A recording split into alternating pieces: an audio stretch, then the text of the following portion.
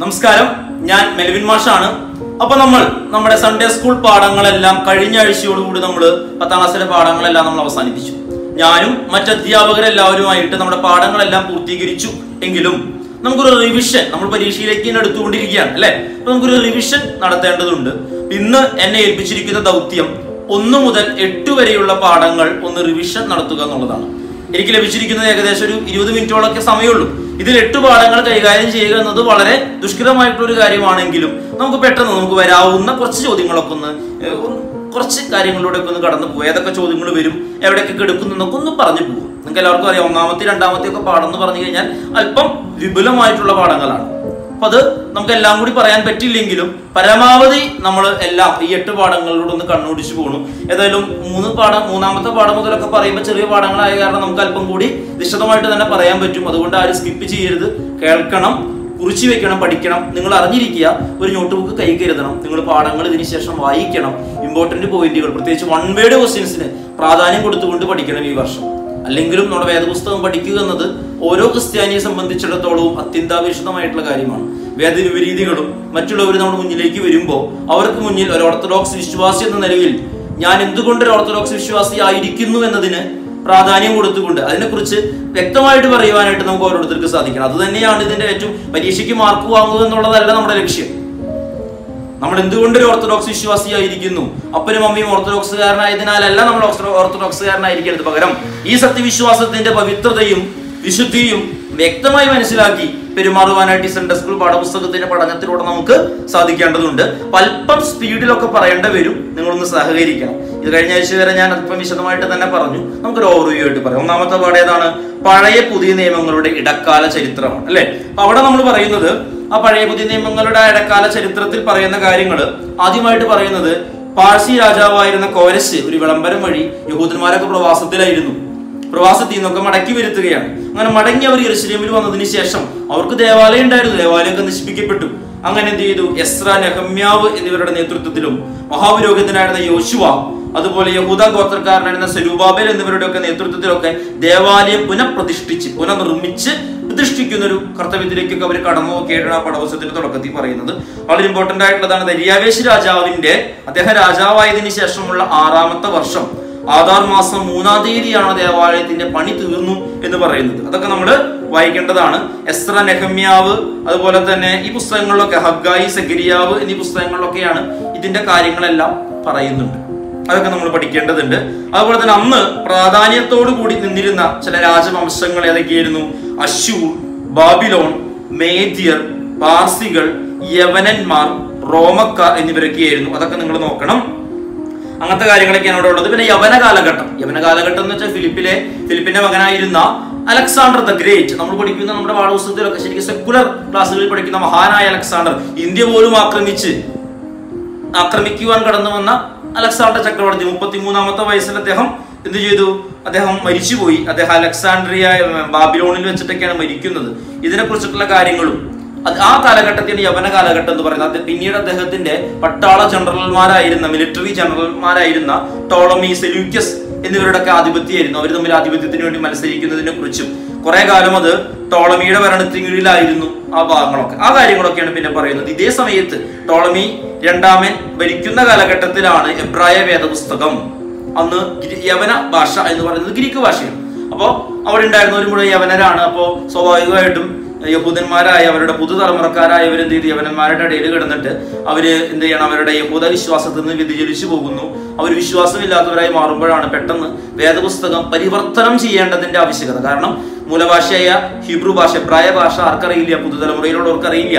അപ്പൊ വേദപുസ്തകം 72 പണ്ഡിതർ ചേർന്നിട്ട് വിവർത്തനം ചെയ്ത സെപ്റ്റുവജിന്റ് എന്നതിനെ കുറിച്ചിട്ടൊക്കെ പറയുന്നുണ്ട്. അത് പഠിക്കണം. അന്തിയോക്കസ് 3-ാമൻ യഹൂദന്മാരെ പ്രീണിപ്പിച്ച് കൂടെ നിർത്തി ടോളമിമാരെ പരാജയപ്പെടുത്തി. ഇദ്ദേഹമാണ് പിന്നീട് അന്തിയോക്കസ് 3-ാമനാണ് യഹൂദന്മാരെ അവരുടെ ന്യായപ്രമാണത്തിന് പ്രകാരം ജീവിക്കാനൊക്കെ ആയിട്ട് അനുവദിച്ച് അവർക്കൊരു സാമ്പത്തിക കൈത്താങ്ങലൊക്കെ കൊടുക്കുന്നതിനെ കുറിച്ചിട്ടൊക്കെ പറയുന്നുണ്ട്. പിന്നെ അന്തിയോക്കസ് 4-ാമനെ കുറിച്ച് മറ്റു കാര്യങ്ങളൊക്കെ അവിടെ പറയുന്നുണ്ട്.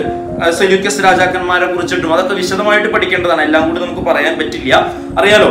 അതുപോലെ മക്കാബി എന്ന വാക്കിന്റെ അർത്ഥം, ഹന്നൂക്ക എന്താണ്, അങ്ങനത്തെ കാര്യങ്ങളെല്ലാം അവിടെ പറയുന്നുണ്ട്. യൂദ മക്കാബിയൂസിന്റെ സഹോദരൻ ഷീമോന്റെ കാലത്ത് പുറജാതികളുടെ മുഖം ഇസ്രയേലിൽ നിന്ന് നീങ്ങിപ്പോയി എന്ന് പറയുന്നുണ്ട്. അതിന്റെ കാരണങ്ങൾ എന്താണ്? ഇത്തരം കാര്യങ്ങളൊക്കെ നമ്മളവിടെ പഠിക്കേണ്ടതുണ്ട്. അപ്പോൾ അത്യാവശ്യം വലിയ പാടാണ്, നിങ്ങളൊന്ന് ഓടിപ്പിച്ച് വായിക്കണം. മറ്റു കാര്യങ്ങളെല്ലാം പറയണം, നമുക്കെല്ലാം പറയാനായിട്ട് പറ്റില്ല. 2-ാമത്തെ പുസ്തകത്തിൽ പഴയ നിയമ ആരാധനയെ കുറിച്ചിട്ടാണ് പറയുന്നത്. ഇസ്രയേൽ ഇന്ന് കാണുന്ന രീതി എന്ന് വെച്ച് കഴിഞ്ഞാൽ പഴയ നിയമ വേദപുസ്തകത്തെ ഒറ്റ പുസ്തകമായിട്ട് ക്രോഡീകരിച്ചത് പോലും ആരാധനയുടെ ആവശ്യത്തിന് വേണ്ടിയിട്ടാണ്, ആരാധനയിൽ ഉപയോഗിക്കുന്നതിന് വേണ്ടിയിട്ടാണ്. ചിന്നിച്ചെതിരി കിടന്നിരുന്ന കാര്യങ്ങളെല്ലാം ഒന്ന് ചേർത്ത് ഒറ്റ പുസ്തകമായിട്ട് വേദപുസ്തകത്തെ, നമ്മുടെ കാര്യമല്ല പറയുന്ന യഹൂദന്മാരുടെ കാലഘട്ടത്തിൽ, പഴയ നിയമ കാലഘട്ടത്തിൽ വേദപുസ്തകത്തെ ഒന്നിപ്പിച്ചതൊക്കെ ആരാധനയ്ക്ക് വേണ്ടിയിട്ടാണ്. ഉദാഹരണങ്ങൾ പഠിക്കണം. ഉത്തമഗീതം പെസഹ പെരുന്നാളിന് പാടാനായിരുന്നു. എസ്തേറിന്റെ പുസ്തകം പുരിയും എന്ന് പറയുന്ന അവരുടെ പെരുന്നാളിന് ആണ്. പുരിയും പെരുന്നാളിനെ കുറിച്ചൊക്കെ നമ്മൾ പഠിച്ചതാണ്, നമ്മൾ റിവിഷൻ നടത്തും. അപ്പൊ അവിടെ പറയുന്നുണ്ട്. അതുപോലെ സങ്കീർത്തനങ്ങൾ അവരുടെ ആരാധന മധ്യേ ആലപിച്ചിരുന്നു. യെരുശലേമിലേക്ക് യാത്ര നടത്തുമ്പോൾ അവർ ആലപിച്ചിരുന്നു. ഇതിനെ കുറിച്ചിട്ടൊക്കെ നമ്മളവിടെ പറയുന്നുണ്ട്. അപ്പൊ അങ്ങനെയൊക്കെയാണ് ആരാധനയ്ക്കൊക്കെ വേണ്ടി വേദപുസ്തകം ഉപയോഗിച്ചിരുന്നത്. നമ്മളും അതൊക്കെ ഉപയോഗിക്കുന്നുണ്ട്, അല്ലെ? അബ്രഹാം, ഇസ്ഹാക്ക്, യാക്കോബ് മുതലായ പൂർവ്വപിതാക്കന്മാരുടെ കാലത്ത് പുരോഹിതന്മാരുണ്ടായിരുന്നില്ല. കുടുംബത്തലവന്മാർ എന്ന നിലയിൽ അവര് തന്നെ ബലികൾ അർപ്പിച്ചതിനെ കുറിച്ചിട്ടൊക്കെ പറയുന്നുണ്ട്. ഇനി ഉൽപ്പത്തിയുടെ ആദ്യ പുസ്തകത്തിൽ സൃഷ്ടിയുടെ കാലഘട്ടത്തിൽ 7-ാമത്തെ ദിവസത്തെ വിശുദ്ധി ഉള്ള ദിവസമായിട്ട് വേർപിരിക്കുന്നുണ്ട്. എന്ന് വെച്ചാൽ എന്താ? ഒരു സ്ഥലത്തെയല്ല, ഒരു സമയത്തെയാണ് വിശുദ്ധീകരിക്കുന്നത്. പിന്നീട് സ്ഥലത്തെ വിശുദ്ധീകരിക്കുന്നുണ്ട്. ഉദാഹരണത്തിന് ദൈവാനുഭവം ഉണ്ടാകുമ്പോഴാണ് പിതാക്കന്മാർ, വിശ്വാസികളുടെ പിതാവായ അബ്രഹാം, ഇസ്ഹാക്ക്, യാക്കോബൊക്കെ, യാക്കോബ് ഉറക്കം എണീച്ചപ്പോൾ സ്വപ്നത്തിൽ ദൈവത്തിന്റെ ദർശനം കണ്ടു. അവിടെ തന്നെ എന്ത് ചെയ്തു? ആൾ കിടന്നിരുന്ന തലേണയായിട്ട് വെച്ചിരുന്ന കല്ലിനെ നാട്ടിയിട്ട് അവിടെ ബലി കഴിച്ചു എന്നൊക്കെ പറയുന്നുണ്ട്. അവിടെ ആരാധന സമർപ്പിച്ചതിനെ കുറിച്ചിട്ടൊക്കെ നല്ല വ്യക്തം അങ്ങനെയൊക്കെ പറയുന്നുണ്ട്. അപ്പൊ അവർക്ക് ദൈവാനുഭവം എവിടെ ഉണ്ടാവും? അവിടെ ആരാധിക്കുന്ന രീതിയൊക്കെ ആയിരുന്നുണ്ടായിരുന്നത്. കേന്ദ്രീകൃതമായ ഒരു സിസ്റ്റത്തിലേക്കൊന്നും വന്നിരുന്നില്ല. പിന്നീട് നമ്മുടെ അറിയാം, നമുക്ക് മിസ്രൈമിൽ നിന്നും കാനാ നാട്ടിലേക്ക് മോശയുടെ നേതൃത്വത്തിൽ തിരിച്ചു വരുമ്പോഴാണ് അവർക്ക് ദൈവം, പുറപ്പാട് പുസ്തകത്തിലാണ് ന്യായപ്രമാണത്തെ കുറിച്ചും ആരാധനയെ കുറിച്ചൊക്കെ വിശദീകരിക്കുന്നുണ്ട്. അവിടെയാണ് സമാഗമന കൂടാരം ഉണ്ടാക്കുന്നുണ്ട്. സമാഗമന കൂടാരം ചില സമയത്ത് അവർ ഇറക്കി വെക്കുന്നുണ്ട്, ചില പ്രത്യേക സമയത്ത് ആരാധനകൾ അർപ്പിക്കുന്നുണ്ട്. ഷെയ്ക്കന എന്ന് പറയുന്ന, ഷെഖീന എന്ന് പറയുന്ന ഒരു അപ്പൊ അതൊക്കെ നമുക്ക് അവിടെ കാണാൻ ഇമ്പോർട്ടന്റ് ആട്ടോ. അത് എന്താണ്? ദൈവം ജനമധ്യേ കൂടാരമടിക്കുന്നതിനെ സൂചിപ്പിക്കാനായിട്ട് ഉപയോഗിക്കുന്നതാണ് ഷെക്കീന. അതുപോലെ ജനത്തിന്റെ യാത്രയും വിശ്രമവും അതൊക്കെ സമാഗമന കൂടാരത്തിൽ നിന്നും മേഘം ചലിക്കുന്നതുമായിട്ട് ബന്ധപ്പെട്ടിട്ടൊക്കെയായിരുന്നു. അത്രമാത്രം ദൈവകേന്ദ്രീകൃതമായിട്ട് ജീവിക്കുന്ന യാത്ര ചെയ്യുന്ന ഒരു സമൂഹത്തെയാണ് കാണുവാൻ സാധിക്കുക. പിന്നീട് ജനം കാനാ നാട്ടിൽ സ്ഥിരവാസം ആരംഭിച്ചപ്പോൾ സമാഗമന കൂടാരത്തിൽ ഉണ്ടായിരുന്ന സാക്ഷിപ്പെട്ടകം അവർ ശീലാവിൽ സ്ഥാപിക്കുന്നുണ്ട്. അങ്ങനെ ശീലാവ് ഒരു ആരാധനാ കേന്ദ്രമായിട്ട് മാറുന്നുണ്ട്. അവിടെയും സ്ഥലത്തിനല്ല പ്രാധാന്യം, സാക്ഷിപ്പെട്ടകം അവിടെ ഇരിക്കുന്നത് കൊണ്ടാണ് ശീലാവിന് പ്രാധാന്യം വരുന്നത്. പിന്നീട് ദാവീദിന്റെ കാലത്താണ് സാക്ഷിപ്പെട്ടകത്തെ ആഘോഷപൂർവ്വം യെരുശലേമിലേക്ക് കൊണ്ടുവരുന്നു. യെരുശലേം ദേവാലയം നിർമ്മിക്കുവാൻ ശ്രമിക്കുന്നു. പക്ഷെ അദ്ദേഹത്തിന് സാധിച്ചില്ല. അദ്ദേഹത്തിന്റെ പിൻഗാമിയായിട്ട് വന്ന ശലോമോൻ രാജാവാണ് എന്ത് നിർമ്മിക്കുന്നത്? യെരുശലേം ദേവാലയം നിർമ്മിക്കുന്നതോടുകൂടി യെരൂശലേം അവരുടെ ഒരു ആരാധന കേന്ദ്രീകൃതമായ ഒരു സ്ഥലമായിട്ട് മാറുന്നുണ്ട്. അപ്പോൾ യെരുശലേമിലേക്കുള്ള യാത്രയെ വലിയ തീർത്ഥാടനമായിട്ടൊക്കെ പിന്നെ നമുക്ക് കാണുവാനായിട്ട് സാധിക്കും. കൂടുതൽ നമുക്ക് പറയാൻ പറ്റില്ല കേട്ടോ. നമ്മൾ ജസ്റ്റ് ഇതൊക്കെ പഠിക്കണം. ഇസ്രായേൽ രാജ്യം പിന്നീട് ശലോമോന് ശേഷം രണ്ടായിട്ട് വിഭജിക്കപ്പെടുന്നുണ്ട്. അപ്പൊ വടക്കേ രാജ്യത്തിന്റെ നിലനിൽപ്പിന് ഈ യെരുശലേം കേന്ദ്രീകൃത ആരാധന വല്ലാണ്ടൊരു വെല്ലുവിളിയായിട്ട് മാറി. അപ്പൊ രണ്ട് രാജ്യമായി പോയി കഴിഞ്ഞപ്പോ എന്ത് ചെയ്തു? ഒരു രാജ്യത്തായിട്ട് മാത്രം വടക്കേ രാജ്യം തെക്കേ രാജ്യത്തായിട്ട് പെട്ടുപോയി യെരുശലേം. അപ്പൊ വടക്കേ രാജ്യക്കാർക്ക് ആരാധന കേന്ദ്രീകൃതമായിട്ടുള്ള സംഭവം പറ്റാണ്ടായി. അപ്പൊ എന്ത് ചെയ്തു? ആണ്ടിലൊരിക്കലെങ്കിലും എല്ലാ യഹൂദനും യെരുശലേമിലെത്തി ആരാധന കഴിക്കണം എന്ന് പറയുന്ന ഒരു നിഷ്ഠയാണ് അവർക്ക് ഉണ്ടായിരുന്നത്. അതിൽ നിന്നും ജനത്തെ പിന്മാറ്റുമോ എന്ന ആശങ്ക മൂലം പല പൂജാഗിരികളുടെയും പുനരുദ്ധാരണങ്ങളൊക്കെ ആ സമയത്ത് നടക്കുന്നുണ്ട്. പിന്നെ പ്രവാസ കാലത്ത് അവർക്കറിയാം യെരൂശലേം ദേവാലയം നശിപ്പിക്കപ്പെട്ട് കിടക്കാണ്, ആരാധനയ്ക്ക് വേണ്ടിയിട്ട് അവർക്ക് വരാൻ സാധിക്കില്ല. ആ സമയത്താണ് സുനഗോഗുകളൊക്കെ ഉണ്ടാവുന്നത്. സുനഗോഗ് എന്ന് വെച്ച് കഴിഞ്ഞാൽ അവിടെ ബലിയർപ്പിക്കുന്നില്ല. യെരൂശലേം ദേവാലയത്തിൽ അവർ ബലിയർപ്പിച്ചിരുന്നു. ഇവിടെ ബലിയർപ്പണമൊന്നുമില്ല, പകരം ഒരു സ്തോത്രങ്ങൾ അർപ്പിക്കുന്നു, പ്രാർത്ഥിക്കുന്നു, വേദപുസ്തകം വായിക്കുന്നു. ഇനി അവിടെ പുരോഹിതനില്ല, പകരം ഒരു പള്ളി മൂപ്പൻ പോലത്തെ ഒരു അവസ്ഥയൊക്കെയാണ് അവിടെ സിനഗോഗിനുള്ളത്. അദ്ദേഹം നിയമിക്കുന്ന ഒരു നല്ല ആളാണെങ്കിൽ അദ്ദേഹം ചെയ്തു ചെറിയ പ്രസംഗമൊക്കെ നടത്തുന്നു. അവസാനം വല്ല പുരോഹിതന്മാരുടെ സാന്നിധ്യം ഉണ്ടെങ്കിൽ അവിടെ എന്ത് നടത്തുന്നു? ഒരു ശലോമോൻ, ഒരു അഹരോന്യ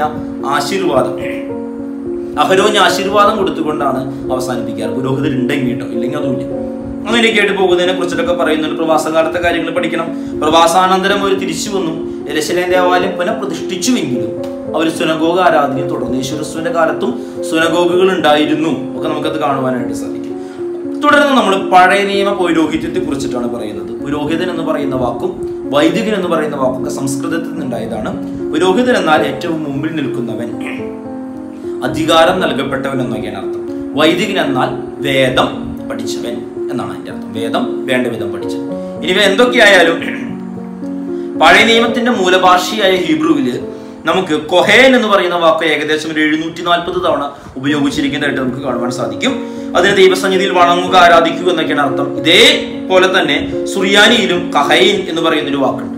അതിന്റെ അർത്ഥം എന്താണ്? കഹൻ എന്ന് പറയുന്ന വാക്കിന് സമൃദ്ധി വരുത്തുക, ആനന്ദിപ്പിക്കുക എന്നുള്ള അർത്ഥമൊക്കെയാണ് നമുക്ക് അവിടെ കാണുവാൻ സാധിക്കുക. നമ്മൾ അതൊക്കെ നോക്കണം. അവരുടെ എങ്കിലും അബ്രഹാമിന്റെ കാലത്ത് മൽക്കീസേദേക്ക് എന്ന് പറയുന്ന പുരോഹിതനെ കുറിച്ചിട്ട് അബ്രഹാം യുദ്ധത്തിൽ ജയിച്ചു വരുമ്പോൾ മൽക്കീസേദേക്ക് എതിരേറ്റുവെന്നും അബ്രഹാം മൽക്കീസേദേക്കിന് ദശാംശം കൊടുത്തുവെന്നും മൽക്കീസേദേക്ക് അബ്രഹാമിന് അപ്പവും വീനും കൊടുത്തു എന്നൊക്കെ. പക്ഷെ മൽക്കീസേദേക്ക് എവിടെ നിന്ന് വന്നു? ആരാൽ നിയമിക്കപ്പെട്ടവനെന്നും നമുക്ക് അവിടെ കാണുവാൻ സാധിക്കില്ല. പക്ഷെ ഈ അബ്രഹാമും അതുപോലെ തന്നെ യാക്കോബൊക്കെ ബലികൾ അർപ്പിച്ചിരുന്നത് കുടുംബത്തലവന്മാരെന്ന നിലയിലായിരുന്നു. പിന്നീടാണ് പുരോഹിതന്മാരൊക്കെ വരുന്നത്. അവിടെ കരപൂരണം എന്ന് പറയുന്ന ഒരു കാര്യമുണ്ട്, അത് പ്രത്യേകം ശ്രദ്ധിക്കണം കേട്ടോ. എന്താണ് കരപൂരണം എന്ന് പറയുന്നത്? യാഗവസ്തു യജമാനന്റെ കയ്യിൽ ഏൽപ്പിച്ച് അത് തിരികെ വാങ്ങിച്ച് യാഗപീഠത്തുമ്മ വെച്ചിട്ട് ദഹിപ്പിക്കും. ഇതിനാണ് കരപൂരണം എന്ന് പറയുന്നത്. തുടർന്ന് അഹരോന്യ പൗരോഹിത്യത്തെ കുറിച്ചിട്ടൊക്കെ പറയുന്നുണ്ട്. 30 വയസ്സ് മുതൽ 50 വയസ്സ് വരെ അവർ സമാഗമന കൂടാരത്തിൽ ശുശ്രൂഷ ചെയ്യണം. അങ്ങനെ കുറെ കണ്ടീഷൻസ്, അതൊക്കെ എന്താണെന്നുള്ളതൊക്കെ പഠിക്കുന്നുണ്ട്. പേജ് നമ്പർ 28 അവസാനമായിട്ട് പുരോഹിതനെ കുറിച്ച് പറയുന്നുണ്ട്. പുരോഹിതൻ എന്ന് പറയുന്നത് ഊനമില്ലാത്തതും വെടിപ്പുള്ളതുമായ ബലിവസ്തു പോലെ വേർതിരിക്കപ്പെട്ടവനാണ്. കുറെ കാര്യങ്ങളുണ്ട്, അതൊക്കെ നിങ്ങൾ നോക്കണം. കരപൂരണം എന്താന്ന് നോക്കണം, അതാണ് അതിൽ ഏറ്റവും ഇമ്പോർട്ടൻ്റ് ആയിട്ടുള്ളത്. അതൊക്കെ നിങ്ങൾ ശ്രദ്ധിക്കണം. പിന്നെ നമ്മുടെ ശലോമോൻ രാജാവ് സാദോക്കിനെ മാത്രമാണ് പുരോഹിതനായിട്ട് വെക്കുന്നത്. സാദോക്കിന് ലേവിനൊന്നും ആയിരുന്നില്ല മറ്റേ യെരൂശലേം ദേവാലയം നിർമ്മിച്ചതിന് ശേഷം. പിന്നെ അവിടെ പറയുന്ന വളരെ ഇമ്പോർട്ടൻ്റ് ഒരു കാര്യം എന്ന് പറയുന്നത് രാജാവ് പുരോഹിതനെ നിയമിക്കുന്നു. പക്ഷെ പുരോഹിതൻ രാജാവിനെ അഭിഷേകം ചെയ്തുകൊണ്ടാണ് രാജാവായിട്ട് വാഴിക്കുന്നത്. ഈ കാര്യങ്ങളൊക്കെ ഒന്ന് ശ്രദ്ധിക്കണം. പേജ് നമ്പർ 29 അതൊക്കെ എടുക്കുന്നുണ്ട് കേട്ടോ. വളരെ ഇമ്പോർട്ടൻ്റ് ആണ് പുരോഹിതന്റെ ജീവിത വിശുദ്ധിയും അന്തസ്സും എങ്ങനെ എന്നൊക്കെ ചർച്ച നടത്തണം എന്നുള്ളതൊക്കെ. പുരോഹിതന്റെ ചുമതലകൾ, അന്നത്തെ പുരോഹിതന്റെ ചുമതലകൾ ഒരു 3-4 പോയിന്റുകൾ കൊടുത്തിട്ടുണ്ട്. ഷോർട്ടാക്കി നിങ്ങൾ അത് പഠിക്കണം. അതൊക്കെയാണ് നമുക്ക് അവിടെ പഠിക്കാനുള്ള കാര്യങ്ങൾ. ഓക്കെ ആണല്ലോ. പിന്നെ നമ്മൾ യഹൂദന്മാരുടെ പെരുന്നാളുകളാണ് പഠിക്കാറുള്ളത്. രണ്ട് തരമുണ്ട്. യഹൂദന്മാരുടെ പെരുന്നാളിനെ രണ്ടായി തിരിക്കും. കാനൂനിക പെരുന്നാളുണ്ട്, അകാനൂനിക പെരുന്നാളുണ്ട്. കാനൂനിക പെരുന്നാളില് കൊല്ലത്തിന്റെ ആരംഭത്തിലുള്ളത് പുളിപ്പില്ലാത്ത അപ്പത്തിന്റെ അഥവാ പെസഹ പെരുന്നാളാണ്. രണ്ടാമത്തത് പെന്തിക്കോസ്തി അഥവാ വാരപ്പെരുന്നാളാണ്. നമ്മൾ പാടാറുണ്ട് വാരപ്പെരുന്നാളായിടും ഈ പെന്തിക്കോസ്തി എന്ന് പറഞ്ഞിട്ടുള്ള പാട്ടൊക്കെ പെന്തിക്കോസ്തിക്കുണ്ട്. നമ്മുടെ പെന്തിക്കോസ്തി പെരുന്നാളല്ല, അവരെ സംബന്ധിച്ച് പെന്തിക്കോസ്തി പെരുന്നാൾ കേട്ടോ. അതൊരു ആദ്യഫല പെരുന്നാളാണ്, ഒക്കെയാണല്ലോ. പക്ഷെ പെസഹ പെരുന്നാൾ എന്ന് വെച്ച് കഴിഞ്ഞാൽ അവര് മിസ്രൈമിൽ നിന്നും രക്ഷപ്പെട്ടു പോകുന്നതിന്റെ ഓർമ്മയ്ക്ക് വേണ്ടി. പെസഹ എന്ന വാക്കിനർത്ഥം കടന്നുപോക്കെന്നാണ്. നമ്മൾ ഉദ്ദേശിക്കുന്ന പുതിയ നിയമത്തിന്റെ പെസഹ അല്ല അവരുടെ കൺസെപ്റ്റിലുള്ള പെസഹ. പിന്നീട് അവർക്കുള്ളതാണ്, അടുത്താണ് കൂടാര പെരുന്നാൾ ഉണ്ട് അവർക്ക്. കൂടാരം എന്ന് വെച്ചാൽ വസന്തകാലത്തിന്റെ തെളിഞ്ഞ ആകാശത്തിൽ അവർ പുറത്തൊരു കൂടാരം കെട്ടി താമസിക്കുക. അതായിരുന്നു അവര്. യഹൂദന്മാരെ സംബന്ധിച്ചിടത്തോളം അവരുടെ നൊസ്റ്റാൾജിയ, പഴയ കാര്യങ്ങൾ സ്മരിക്കുകയും അതനുസരിച്ച് അതൊക്കെ പ്രതീകാത്മകമായിട്ട് അവതരിപ്പിച്ചുകൊണ്ട് വേദപുസ്തകമൊക്കെ വായിച്ച് അവർ ദൈവത്തെ സ്തുതിക്കുന്ന ഒരു കൺസെപ്റ്റ്. അതാണ് അവരുടെ പെരുന്നാളുകളിലൂടെ അവർ മുന്നോട്ട് വെച്ചിരുന്നത്. തുടർന്ന് പിന്നെ നമുക്ക് വേറെ ചില കാര്യങ്ങളൊക്കെ കാണുവാൻ സാധിക്കും. കാനൂനിക പെരുന്നാളുകളിൽ ശാബത് വർഷം, യോബേൽ വർഷം, 7 വർഷം കൂടുമ്പോൾ വരുന്നതൊക്കെയാണ്. അതിനുശേഷം തന്നെ 6 വർഷത്തിന് ശേഷം 7ാമത്തെ വർഷം കൃഷി ചെയ്യരുത്. ആ സമയത്ത് മുളച്ചു വരുന്നതൊക്കെ സാധുക്കൾക്കുള്ളതാണ്. 6ാമത്തെ വർഷം വിത ചെയ്യുമ്പോൾ 3 വർഷത്തേക്കുള്ളത് സൂക്ഷിച്ചു വെക്കണം. അങ്ങനെ കുറെ കാര്യങ്ങളൊക്കെ ഉണ്ട്. നിങ്ങൾ അല്പം നിർത്താം, ചിന്തിക്കാന്നുള്ള കാര്യങ്ങളൊക്കെ വളരെ ശ്രദ്ധിച്ച് പഠിച്ചാൽ തന്നെ അതൊക്കെ കിട്ടും. നിങ്ങൾ പഠിക്കണം. പിന്നെ അകാനൂനിക പെരുന്നാളുണ്ടെന്ന് പുരീമും പ്രതിഷ്ഠാ പെരുന്നാളും. പുരീം എന്ന് പറഞ്ഞു കഴിഞ്ഞിട്ടുണ്ടെങ്കിൽ എസ്തർ രാജ്ഞിയിലൂടെ യഹൂദന്മാർക്ക് കിട്ടിയ മോചനത്തെ സ്മരിച്ചുകൊണ്ട് നടത്തുന്നതാണ്. അതുകൊണ്ടാണ് പുരീം പെരുന്നാളിന് എസ്തറിന്റെ പുസ്തകം വായിക്കുന്നു എന്നൊക്കെ നമ്മൾ പറയുന്നത്. അടുത്താണ് പ്രതിഷ്ഠാ പെരുന്നാൾ അഥവാ ഹാനൂക്ക. അത് അന്തിയോക്യസ് എപ്പിഫാനോസിനെ പരാജയപ്പെടുത്തിയിട്ട് നമ്മൾ യെരുശലേം ദേവാലയത്തിൽ വെച്ചിട്ട് പന്നികളെയൊക്കെ ബലി കഴിച്ചിരുന്നു. അങ്ങനെ സംഭവങ്ങൾ അപ്പൊ ആ അവസ്ഥയിൽ എന്താ പറയുന്നത്, ഒരു സംഘം ചേർന്നിട്ട് അന്തിയോക്യസ് എപ്പിഫാനസിനെ പരാജയപ്പെടുത്തി യെരുശലേം ദേവാലയം വീണ്ടെടുത്ത് പുനഃപ്രതിഷ്ഠിക്കുന്നതിന്റെ ഒരു ഓർമ്മയാണ്. നമ്മള് നമ്മുടെ ആരാധനയിലെ കൂദോശീത്വയ്ക്ക് ശേഷം വരുന്ന കൂദോശീത്വം 2ാമത്തെ ആഴ്ചയിൽ പ്രതിഷ്ഠാ പെരുന്നാളിന് പഴമയിൽ അതൊക്കെ വായിക്കാറുണ്ട് നമ്മൾ. അപ്പൊ അങ്ങനത്തെ കാര്യങ്ങളൊക്കെയാണ് അവിടെ പറയുന്നത്. പിന്നെ വേദപുസ്തക പരിചയത്തിലേക്ക് കടക്കണം. നമുക്ക് എല്ലാവർക്കും അറിയാം, വേദപുസ്തകത്തിൽ പുതിയ നിയമമുണ്ട്, പഴയ നിയമമുണ്ട്.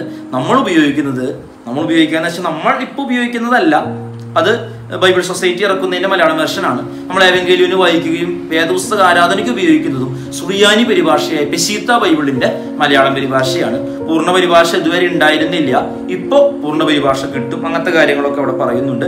പിന്നെ പഞ്ചഗ്രന്ഥങ്ങൾ മോശയാൽ വിരചിതമായി എന്ന് വിശ്വസിക്കപ്പെടുന്ന ഉൽപ്പത്തി, പുറപ്പാട്, ലേവ്യ, സംഖ്യ, ആവർത്തനമൊക്കെയാണ് കാര്യങ്ങൾ ഒക്കെയാണ് പറയുന്നത്. തുടർന്ന് വരുന്ന കാര്യങ്ങളെല്ലാം അവിടെ പറയുന്നുണ്ട്. വേദപുസ്തകങ്ങളെ കുറിച്ചിട്ടും അതിന്റെ കാര്യങ്ങളൊക്കെ തോറ, നെബിം, കെതുബിം, തനാഖ്, അങ്ങനത്തെ കുറെ കാര്യങ്ങളൊക്കെ ഉണ്ട്. അതൊക്കെ നിങ്ങൾ ജസ്റ്റ് ഒന്ന് വായിച്ചു നോക്കണം. പിന്നെ പുതിയ നിയമത്തിൽ സുവിശേഷങ്ങളുണ്ട്, ചരിത്ര ഗ്രന്ഥമായ അപ്പോസ്തല പ്രവൃത്തിയുണ്ട്, ലേഖനങ്ങളുണ്ട്, വെളിപാട് സാഹിത്യത്തിൽപ്പെട്ട വെളിപാട് പുസ്തകമുണ്ട്. അങ്ങനത്തെ കാര്യങ്ങളൊക്കെ വായിച്ചു നോക്കുക. ചോദ്യോത്തരങ്ങൾ ആൻസർ ചെയ്താൽ തന്നെ നിങ്ങൾക്ക് നല്ല മാർക്ക് കിട്ടും. വീണ്ടും ഞാനിത് പറയണം. അടുത്തത് പൗലോസിന്റെ ലേഖനങ്ങളാണ്. പൗലോസിന്റെ ലേഖനങ്ങൾ എന്ന് പറയുന്നത് മുഴുവൻ കത്തുകളാണ്. കത്തുകൾ 2 തരത്തിലുണ്ട്. സഭകൾക്ക് അയച്ച കത്തുകൾ ഒരു 10 ഉണ്ട്, വ്യക്തികൾക്ക് അയച്ച കത്തുകൾ 4 ഉണ്ട്. അങ്ങനെ 14 കത്തുകളാണ് പൗലോസിന്റെ ഹൈഡേതായിട്ട് നമുക്ക് കാണുവാനായിട്ട് സാധിക്കുക. പിന്നെ ഓരോന്നിന്റെയും പ്രത്യേകതകളൊക്കെ അവിടെ പറയുന്നുണ്ട്. നിങ്ങൾ അതൊക്കെ വായിച്ചു നോക്കണം. പൗലോസ്ലീഹയുടെ ലേഖനങ്ങളുടെ പ്രത്യേകതകളുണ്ട്. കാരാഗ്രഹ ലേഖനങ്ങൾ എന്താണ്, ഇടയലേഖനങ്ങൾ എന്താണ്, 3 എണ്ണമാണ് ഇടയലേഖനങ്ങൾ ഉള്ളത്. ഏതൊക്കെയാണ് കാരാഗ്രഹ ലേഖനങ്ങൾ, അതൊക്കെ നമ്മൾ ശ്രദ്ധിക്കേണ്ട കാര്യങ്ങളാണ്. ഓക്കെ, പൗലോസായന്റെ കയ്യാലെ വന്ദനം എന്ന് പറഞ്ഞുകൊണ്ടൊക്കെ അദ്ദേഹത്തിന്റെ അഭിവാദനങ്ങൾ എങ്ങനെയൊക്കെയായിരുന്നു, വളരെ ഇമ്പോർട്ടന്റ് ആയിട്ടുള്ളതാട്ടോ. ഇതൊക്കെ നിങ്ങൾ പഠിക്കേണ്ടതാണ്. ഓക്കെ, പൗലോസ്ലീഹയുടെ ലേഖനം എന്ന് പറഞ്ഞു കഴിഞ്ഞാൽ നമ്മൾ വിശുദ്ധ ആരാധനയ്ക്ക്, വിശുദ്ധ കുർബാനയ്ക്ക് തെക്കേ വശത്ത് വായിക്കുന്ന ലേഖനങ്ങളെല്ലാം പൗലോസിന്റെ ലേഖനങ്ങളാണ്. അതൊക്കെ നമ്മൾ ശ്രദ്ധിക്കണം. അടുത്തത് പൗലോസിന്റെ വേദശാസ്ത്ര ദർശനങ്ങളെ കുറിച്ചിട്ടാണ് പറയുന്നത്. പൗലോസിന്റെ വേദശാസ്ത്ര ദർശനങ്ങൾ അത്യാവശ്യം നല്ല വലിയൊരു പാടാണ്. നമുക്ക് മുഴുവനായിട്ടൊന്നും പറയാനായിട്ട് സാധിക്കില്ല. പോയിന്റുകൾ ഇട്ട് കൊടുത്തിട്ടുണ്ട്. സഭയെ കുറിച്ചിട്ടുള്ള അദ്ദേഹം സഭയെ ദൈവത്തിന്റെ മന്ദിരമെന്നും ക്രിസ്തുവിന്റെ മണവാട്ടി എന്നും ക്രിസ്തുവിന്റെ ശരീരം എന്നും ഒക്കെ വിശേഷിപ്പിക്കുന്നുണ്ട്. ഇങ്ങനത്തെ കാര്യങ്ങൾ, അതുപോലെ സഭയുടെ ഭരണകർത്താക്കൾ, അവരുടെ യോഗ്യതകൾ, ഇങ്ങനത്തെ കാര്യങ്ങളൊക്കെ പൗലോസ്ലീഹ പറയുന്നുണ്ട്. പൗലോസ്ലീഹയുടെ ചിന്താധാരകളെ 4 ഘട്ടമായിട്ടൊക്കെ തിരിച്ചിട്ടുണ്ട്. ആ 4 ഘട്ടങ്ങളിലും എഴുതിയ ലേഖനങ്ങളുടെ പ്രത്യേകതകൾ പഠിക്കണം. പുത്രൻ തമ്പുരാനെ കുറിച്ച് പൗലോസ്ലീഹ എന്തൊക്കെ പറയുന്നു അത് വരുണ്ട, ശ്രദ്ധിക്കണം. ഒരു ക്രിസ്തീയ സഭയെ കുറിച്ച് പറയുന്നത് ഞാൻ കുറച്ച് നേരത്തെ പറഞ്ഞത്, ക്രിസ്തീയ സഭയെ കുറിച്ചുള്ള ദർശനങ്ങൾ, ഇതൊക്കെ നിങ്ങൾ ശ്രദ്ധിച്ച് അതൊക്കെ നമ്മൾ പഠിക്കേണ്ടതുണ്ട്. ഇനി നമ്മൾ പഠിക്കുന്നത് പൊതുവിലുള്ള ലേഖനങ്ങളാണ്. പൊതുവിലുള്ള ലേഖനങ്ങൾ ആകെ 7 എണ്ണമാണ്. അതിൽ ആദ്യത്തേത് പത്രോസിന്റെ 1-ാമത്തത്, പത്രോസിന്റെ 2-ാമത്തത്. വിശുദ്ധ പത്രോസ്ലീഹയുടെ 1-ാം ലേഖനം എന്ന് പറയുന്നതിനെ പ്രോത്സാഹനത്തിന്റെ ലേഖനമെന്നും പ്രത്യാശയുടെ ലേഖനം എന്നൊക്കെ പറയുന്നുണ്ട്. അത് പീഡനത്തിന്റെ കാലത്ത് രചിക്കപ്പെട്ട കാരണമാണ്. പക്ഷെ 2-ാം ലേഖനം എന്ന് പറയുന്നത് വേദവിപരീതത്തിനെതിരെയാണ്. വേദവിപരീതത്തെ കുറിച്ച് 5 പോയിന്റുകൾ ഉണ്ട് ടെക്സ്റ്റ് ബുക്കിൽ. അത് നിങ്ങളൊന്ന് വായിച്ചു നോക്കണം. ജ്ഞാനവാദം എന്ന് പറയുന്ന ഒരു പോയിന്റ് ഒക്കെ ഉണ്ട്. ജ്ഞാനവാദത്തിനെതിരേക്ക് നിലനിന്നതാണ്. ഇനി യൂദായുടെ ലേഖനവും ജ്ഞാനവാദത്തിനെതിരെയായിരുന്നു കേട്ടോ. യോഹന്നാന്റെ ലേഖനങ്ങൾ എത്ര ഉണ്ട്? 3 ലേഖനങ്ങളാണ് യോഹന്നാന്റെ ഉള്ളത്. യോഹന്നാന്റെ ലേഖനങ്ങളിൽ എന്തിനെ കുറിച്ചൊക്കെ പറയുന്നു എന്നുള്ള കാര്യങ്ങളൊക്കെ നമ്മൾ പഠിക്കേണ്ടതുണ്ട്. യാക്കോബിന്റെ ലേഖനങ്ങൾ പഠിക്കാനുണ്ട്. സഹോദരന്മാരിൽ കർത്താവിന്റെ സഹോദരന്മാരിൽ ഒരുവനായ യാക്കോബ് ആണ് യാക്കോബിന്റെ ലേഖനം എഴുതിയിരിക്കുന്നത്. യെരൂശലേമിലെ എപ്പിസ്കോപ്പയായിരുന്നു. സഭയുടെ തൂണുകളായിട്ട് എണ്ണപ്പെട്ട 3 പേരിൽ ഒരു വ്യക്തിത്വത്തിനുടമ കൂടിയായിരുന്നു യാക്കോബ്. യാക്കോബിന്റെ ലേഖനത്തിലെ 4 സന്ദേശങ്ങൾ ടെക്സ്റ്റ് ബുക്കിൽ പറയുന്നുണ്ട്. അതുകൂടി നമ്മൾ ശ്രദ്ധിക്കണം. ഓക്കെയാണ്. അപ്പൊ നിങ്ങൾ നന്നായി പഠിക്കുക. എല്ലാം നമുക്ക് പറയാൻ പറ്റില്ല. എന്ത് സംശയം ഉണ്ടെങ്കിലും നിങ്ങൾക്ക് ചോദിക്കാം. ഓക്കെ, നിങ്ങൾ എല്ലാ ചോദ്യവും ഈ 8 പാഠം നമുക്ക് ഈ ഒരാഴ്ച നമ്മുടെ മുന്നിൽ 7 ദിവസങ്ങളുണ്ട്. ഈ 7 ദിവസങ്ങൾ കൊണ്ട് ഈ 8 പാഠം നിങ്ങൾ ഓരോ പാഠമായിട്ട് പഠിച്ച്, ചെറിയ പാഠങ്ങൾ വരുമ്പോൾ 2 പാഠം പഠിച്ച് എല്ലാ ചോദ്യത്തിനും നിങ്ങൾ ആൻസർ ചെയ്ത് ഓരോ ദിവസം നന്നായി നിങ്ങൾ പഠിക്കുക. തമ്പുരാനെ കുറിച്ച് പഠിക്കും തോറും നിങ്ങളുടെ സെക്കുലർ വിദ്യാഭ്യാസത്തിലും അതിൻ്റെ ഒരു ഉന്നതി കാണാൻ പറ്റും. നിങ്ങൾക്ക് യഹോവ ഭക്തി ജ്ഞാനത്തിൻ്റെ ആരംഭമാകും. ഇത്രയും മാത്രം നിങ്ങൾ ഓർത്താൽ മതി. അതിലൂടെ ദൈവത്തെക്കുറിച്ച് മനസ്സിലാക്കുക, പരിശുദ്ധ സഭയെക്കുറിച്ച് മനസ്സിലാക്കുക, വേദപുസ്തകത്തെക്കുറിച്ച് വേദപുസ്തകം പഠിക്കുന്നതിലൂടെ നിങ്ങളുടെ ജീവിതത്തിൽ വലിയ മാറ്റങ്ങളുണ്ടാകും. ഓക്കെ, അപ്പോൾ നിങ്ങൾ നന്നായി പഠിക്കുക. സംശയങ്ങൾ ചോദിച്ചാൽ ആ സംശയങ്ങൾ കൂടി ഉൾപ്പെടുത്തിയിട്ട് നമ്മൾ അടുത്ത പുസ്തക ക്ലാസ്സുകളിലൂടെ അതൊക്കെ നമുക്ക് കൈകാര്യം ചെയ്യും. ഓക്കെ.